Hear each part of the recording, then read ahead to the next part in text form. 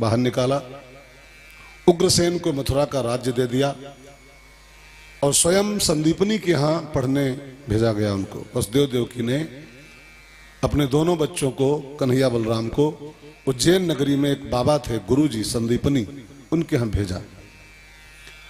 शास्त्रों में दो प्रकार के मंत्र आते हैं, दो टाइप के मंत्र, बहुत ध्यान देकर सुनने वाली दोनों बातें हैं। एक तरफ शास्त्र कहता है, बहुत सक सक कर, मातृ देवो भव पितृ देवो भव। माता भगवान होती है, पिता भगवान होता है, ठीक है। और दूसरी ओर शास्त्र कहता है, माता शत्रु पिता बैरी। दोनों बातें शास्त्रों की ही हैं। मातृ देवो भव पितृ देवो भव, माता भगवान है, पिता भगवान है। और शास्त्र एक बात और कहता है, माता शत्रु पिता बैरी, लेकिन कौन? एन बालो न पाठिता। जो अपने बच्चों को पढ़ा लिखा ना पाए, जो अपने बच्चों के अंदर संस्कारों का सिंचन न कर पाए, जो अपने बच्चों को खाली पैदा भर करके छोड़ दें, ऐसे माता पिता अपनी औलाद के माता पिता नहीं है। माता शत्रु पिता बैरी, एन बालो न पाठिता न शोभते सभा मध्ये हंस मध्ये बको यथा। तो वसुदेव देवकी को यह बात मालूम थी कि जो माता पिता अपने बच्चे को शिक्षा न दे पाए, अच्छी पढ़ाई संस्कार न दे पाए, वो माता पिता शत्रु होते हैं। तो दोनों बच्चों को भेजा पढ़ने के लिए संदीपनी के यहाँ, और भगवान संदीपनी के यहाँ गए हैं, गुरु की शरण में गए हैं पढ़ने के लिए। गुरु संदीपनी ही होना चाहिए। मैं भी आपसे इसी बहाने एक प्रार्थना कर लूं, जब भी गुरु बनाना किसी को, जब भी किसी की शरण में जाना, तो बहुत सोच के गुरु बनाइएगा कि गुरु संदीपनी ही होना चाहिए। संदीपनी से कम गुरु नहीं चलता। संदीपनी का बिल्कुल खुला सा अर्थ होता है, हमारे भीतर बुझी हुई जो ज्ञान की ज्योति है उसको जो संदीप्त कर दे। संदीपन माने, संदीपन खाली नाम नहीं है किसी गुरु जी का, संदीपन गुरु होना चाहिए। हर गुरु संदीपन होना चाहिए। संदीपन माने प्रकाशित करने वाला, संदीपन माने जलाने वाला, संदीप्त करना एक शब्द है हिंदी का, संदीप्त, संदीपन, जला देने वाला। तो हमारे आपके भीतर जो बुझी हुई ज्ञान की लालटेन रखी है, बुझी रखी है ज्ञान का, उस बुझी हुई ज्ञान की लालटेन को जो दोबारा संदीप्त कर दे, ऐसा गुरु, कम से कम ऐसा गुरु सबके पास होना चाहिए। जो आपको ज्ञान न दे पाए, जो आपके भीतर ज्ञान की लालटेन न जला पाए, तो फिर ऐसे गुरु से क्या मतलब? रामायण में लिखा है, बिन गुरु होए कि ज्ञान। बिना गुरु के ज्ञान नहीं होता है, मैंने गुरु से ही ज्ञान होता है। अब जो गुरु ज्ञान ही न दे पाए, खाली कंठी दे पाए, खाली कंठी दे और खाली कंठी बांध के हमको छुट्टी कर दे। घूमे गुरु बाजार में चेलो कंठी ले, खाली कंठी दे वो गुरु नहीं ठीक है। घूमे गुरु बाजार में चेलो कंठी ले, और नरक जाओ चाहे स्वर्ग जाओ हमें दक्षिणा दे। जो केवल दक्षिणा का ही भूखा मात्र है, जिसका ध्यान केवल शिष्य के लिफाफे पर ही है, ऐसा गुरु शास्त्र के हिसाब से स्वीकार्य नहीं। जो हमको संदीप्त कर दे, जो हमारा संदीपन कर दे, ऐसा कोई संदीपनी हमको चाहिए हमारे जीवन में। जो हमको ज्ञान से ओतप्रोत कर दे, ज्ञान से हमको भर दे।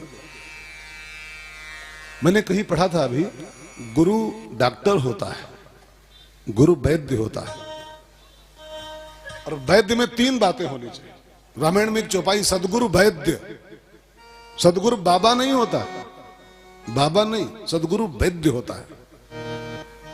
और डॉक्टर में तीन बातें होनी चाहिए। जिस डॉक्टर में तीन बातें नहीं है वो डॉक्टर नुकसानदायक है। ऐसे जैसे डॉक्टर में तीन बातें नहीं तो डॉक्टर नुकसानदायक है, जिस गुरु में तीन बातें नहीं वो गुरु भी नुकसानदायक है। डॉक्टर में तीन बातें लिखी हैं शास्त्रों के हिसाब से। एक, गुरु जो हो वो लायन हार्ट हो, लायन हार्ट। नंबर 2, गुरु जो हो वो ईगल आइज। और नंबर 3, डॉक्टर जो हो गुरु वो lady finger. Lion heart, eagle eyes and lady finger, 3 doctor के लक्षण होने चाहिए।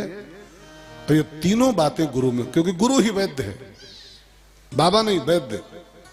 तो नंबर 1 गुरु लायन हार्ट होना चाहिए, शेर दिल, शेर दिल, शेर की तरह उसका दिल होना चाहिए।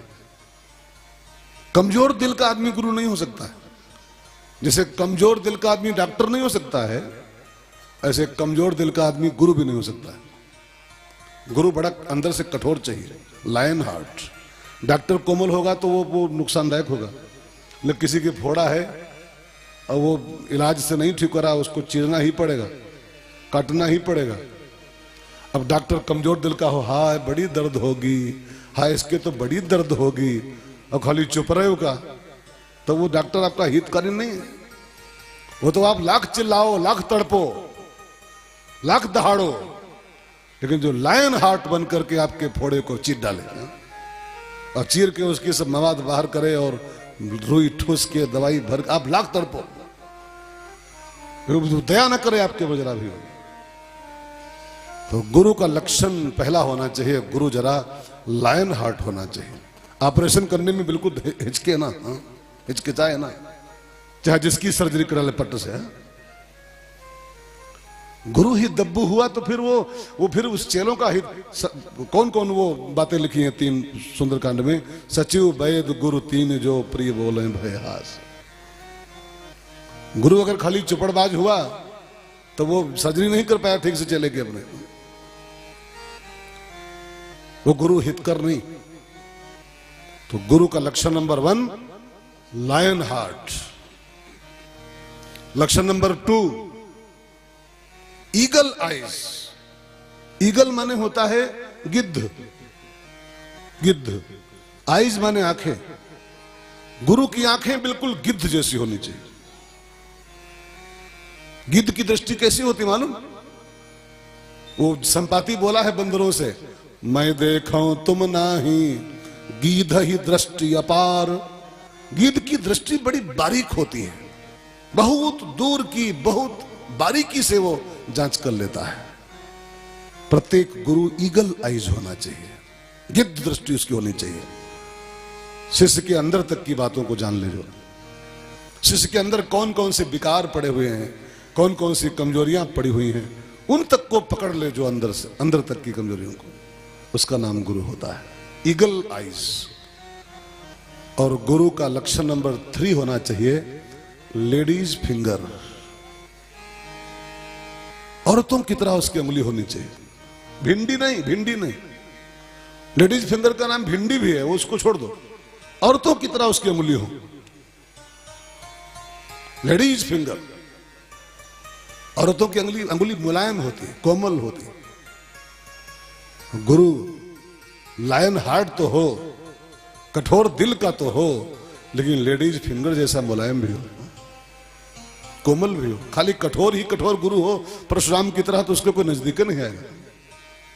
हाँ, चेला करीबे ना आ पावे, गुरु इतना ज्वालामुखी जैसा होए तो चेला उसके पास आओ डरबे करे हमेशा, तो फिर वो चेले अपनी समस्या कहां लेकर जाएंगे?